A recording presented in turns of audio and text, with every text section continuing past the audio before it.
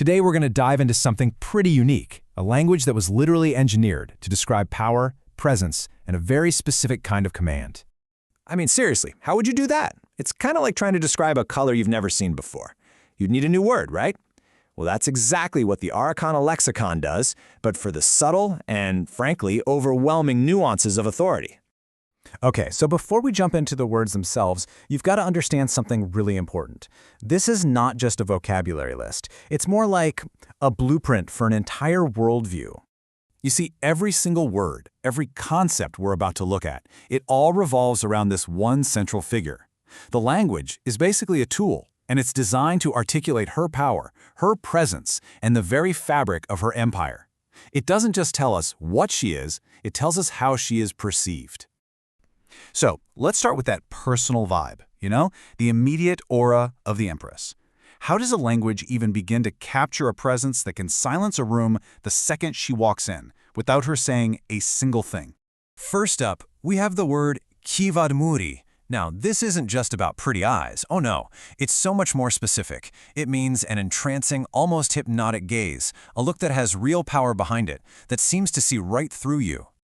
And this example just nails it. The word shows an effect, not just a description. Her gaze isn't just a passive thing, it's an active force. It literally changes the emotional temperature of the room. Next up, we have her voice. The word is oxymiri. And again, this is way more than just a nice voice. It describes a tone that's naturally captivating, a way of speaking that just mesmerizes people and commands their attention without even trying. You see the pattern here? The word describes a quality by its direct effect on other people. Her voice doesn't just sound calm, it imposes calm. And that is a subtle but absolutely massive difference in how power is understood. And finally, we have Chiamo Murray, which kind of ties it all together. This is the whole package. That irresistible presence, that undeniable, magnetic aura of someone who just fills a space by existing in it. It's like they managed to bottle the it factor and give it a name. It's a state of being that just demands to be noticed. With just these three words, we already have this incredible portrait of a leader whose power feels personal, innate, almost supernatural. Okay, now we're getting to the real core of it. How this language literally maps out the entire structure of power and submission. And trust me, this is where it gets really fascinating. So at its heart, you have this fundamental pair. On one side, Kasarava, dominant, commanding, forcefully authoritative. And on the other, Sulikia, submissive, yielding, receptive, and calm. Now in English, words like dominant and submissive can carry a lot of negative baggage, right? But here, it's different. Kasarava is about clear authority, while Sulikia isn't about being weak, it's about a calm, receptive kind of yielding. It's a spectrum, not just two opposites at war with each other. And what's really amazing is how this basic idea just blossoms into a whole family of words. I mean, just look at this. On the dominant side, you've got everything from kasoremi, which is just being assertive, to suskeya, which is much more about direct control. But my absolute favorite has to be nake kasor, gentle dominance. I mean, what a concept. Softness holding authority. And on the other side, you get all these beautiful shades of yielding, from kaparia, which is just complying without a struggle, all the way to the almost poetic kia kavar, where surrender is actually a peaceful act. This isn't just language, you guys. It's a complete social and political philosophy baked right into the vocabulary. But an empire's power isn't just about who's in charge. It's also about what you see, what you feel, what you touch. So it's no surprise that the Arreqqana lexicon is also incredibly rich when it comes to describing the sensory world around the Empress, the whole aesthetic of her power. So let's run through a few of these sensory words. We'll start with texture. You have silmeya for silky. You can just imagine the fine robes and tapestries in the court. But then you have its opposite, dovesa, for a matte finish. The language makes a clear distinction, maybe between what's ceremonial and what's everyday, the opulent and the simple. Then we move on to light.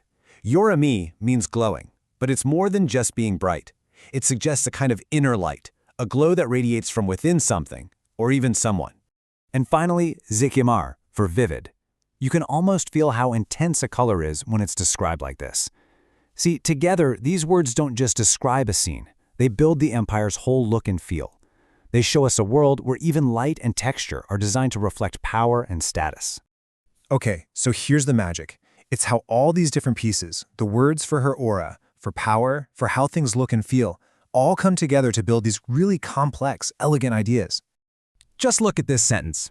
In one single phrase, you get an entire political philosophy. She stood Alakara, Namkhia to the loyal, and Jalarava to the defiant. Let's break that down. Alakara, she's triumphant.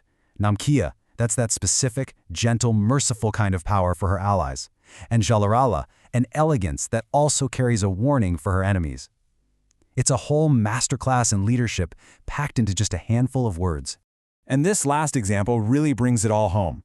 Wow.